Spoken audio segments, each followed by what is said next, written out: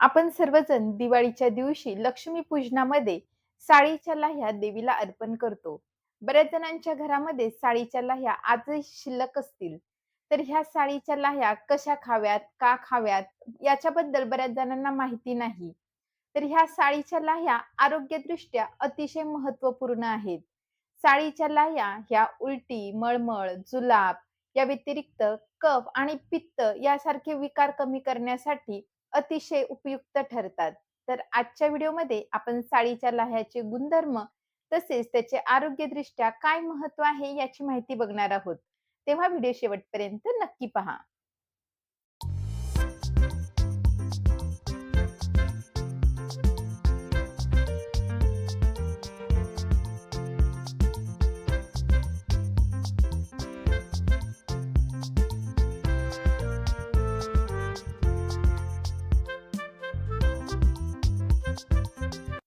नमस्कार, मी डॉक्टर सविता नंजेवार. माझ्या डॉक्टर सविता ब्लॉगमध्ये तुम्हा सर्वांचं पुन्हा एकदा स्वागत आहे. बऱ्याच जणांना साळीच्या लाह्या कशापासून बनलेल्या असतात ते माहीत नाही. तर साळीच्या लाह्या ह्या साठी तांदूळ म्हणजे साठी चावल जे असतात त्याच्यापासून बनवलेले असतात आणि जे आपले नॉर्मल मुरमुरे असतात ते वेगळ्या प्रकारच्या तांदळापासून बनवलेले असतात. साठी तांदूळ हे आयुर्वेदामध्ये अतिशय श्रेष्ठ तांदूळ सांगितले आहे आणि तर त्याच्यापासून बनवलेल्या ज्या लाह्या असतात त्या आरोग्यदायी अतिशय उपयुक्त ठरतात.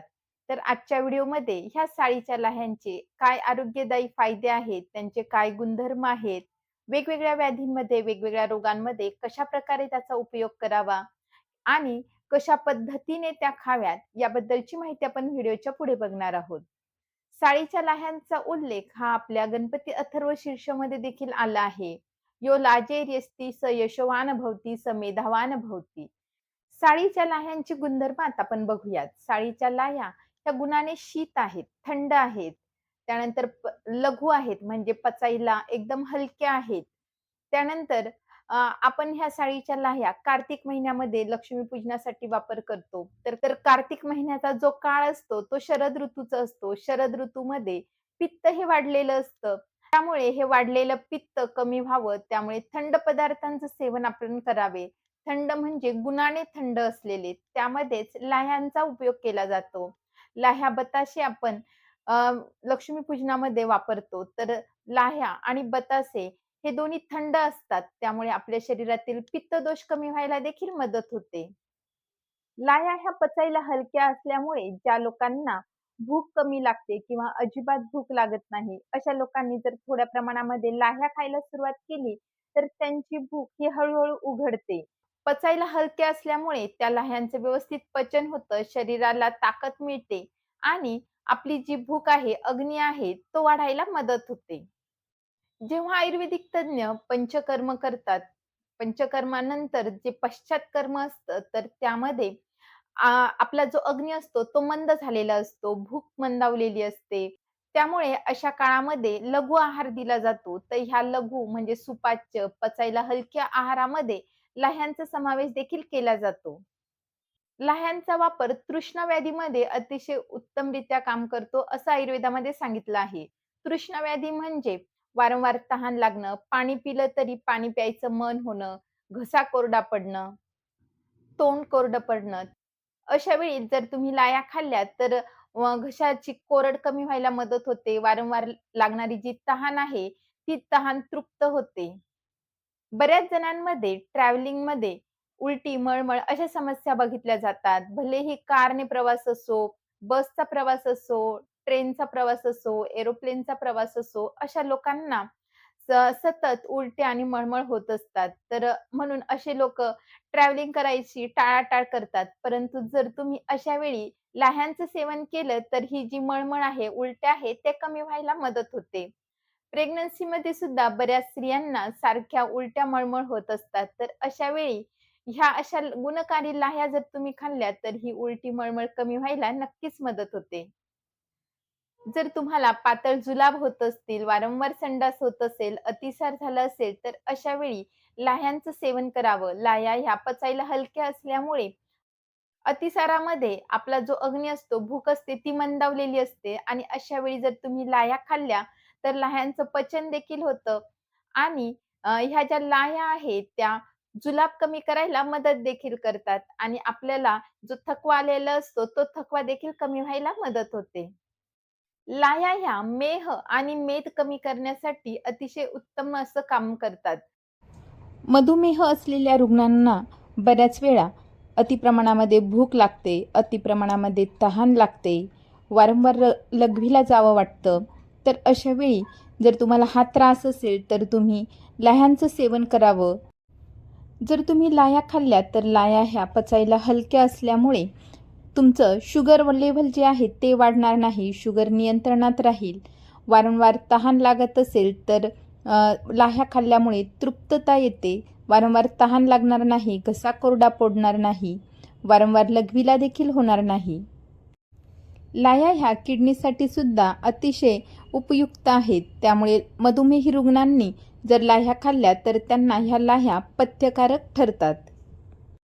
त्यानंतर ज्या लोकांचं मेद वाढलेलं आहे, तर मेद म्हणजे ज्या लोकांचं कोलेस्ट्रॉल वाढलेलं आहे, ज्या लोकांचं फॅटी लिव्हर आहे, वजन वाढलेलं आहे, हार्ट ब्लॉकेज आहे, अशा लोकांसाठी देखील लाह्या ह्या पथ्यकारक आहेत.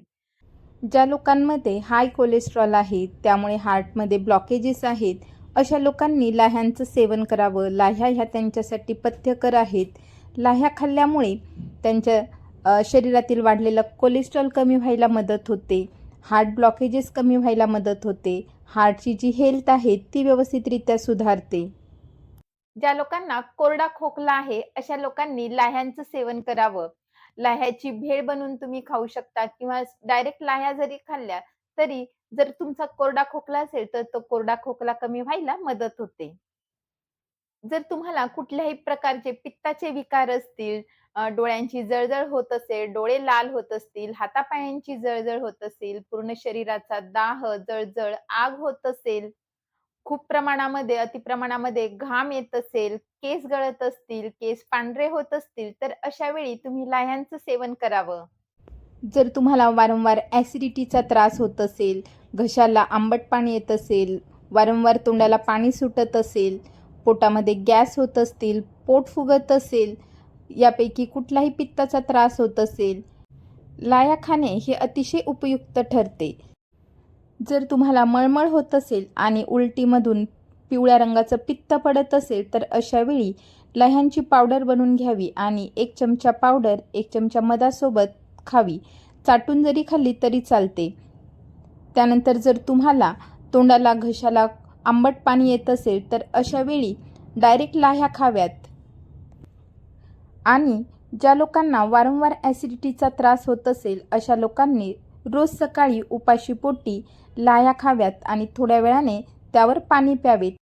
असे केल्यामुळे वारंवार होणाऱ्या ॲसिडिटीचा त्रास हा लवकर कमी व्हायला मदत होते. जर तुम्हाला वजन वाढण्याची भीती असेल किंवा तुमचं वजन वाढलेलं असेल, वजन कमी करायचं असेल आणि तुम्हाला वेळी-अवेळी काहीतरी खाण्याची क्रेव्हिंग्ज होत असेल, तर अशा वेळी जर तुम्ही ह्या लाह्यांचं सेवन केलं, तर तुमचं वजन कमी व्हायला मदत होते, फॅट कमी व्हायला मदत होते, फॅट बर्न होतात. जर तुमचं वजन वाढलेलं असेल किंवा तुम्हाला असं वाटत असेल की आपलं वजन वाढू नये आणि तुम्हाला वारंवार काहीतरी खाण्याची इच्छा होत असेल, तर अशा वेळी तुम्ही लाह्या खाव्यात. लाह्या ह्या पचायला हलक्या असल्यामुळे, तसेच लाह्या ह्या आपल्या शरीरातील कोलेस्ट्रॉलची लेव्हल, फॅट बर्न करायला मदत करतात. म्हणून ज्या लोकांचं वजन वाढलेलं आहे किंवा ज्या लोकांना असं वाटतं की वजन वाढू नये, अशा लोकांसाठी लाह्या ह्या पथ्यकर आहेत. बऱ्याच जणांना वेळी-अवेळी रात्री काहीतरी खाण्याची क्रेव्हिंग होत असते, तर अशा वेळी जर तुम्ही लाह्या खाल्ल्या, तर त्या तुमचं वजन देखील वाढणार नाही आणि भूक शांत करण्यास देखील मदत करतील. त्यामुळे आपण वरचेवर वेगवेगळे जे पदार्थ खात असतो, जंक फूड खात असतो, ते खाण्याऐवजी जर तुम्ही लाह्या खाल्ल्या, तर वजन कमी व्हायला, वजन नियंत्रणात राहायला देखील मदत होते. बऱ्याच जणांना आपल्या मुलांना किंवा आपल्या घरातील सर्व इतर व्यक्तींना नाश्त्याला काय द्यावं हा प्रश्न पडत असतो आणि घाईघाईमध्ये कॉर्नफ्लेक्स आणि दूध बरेच जण घेतात.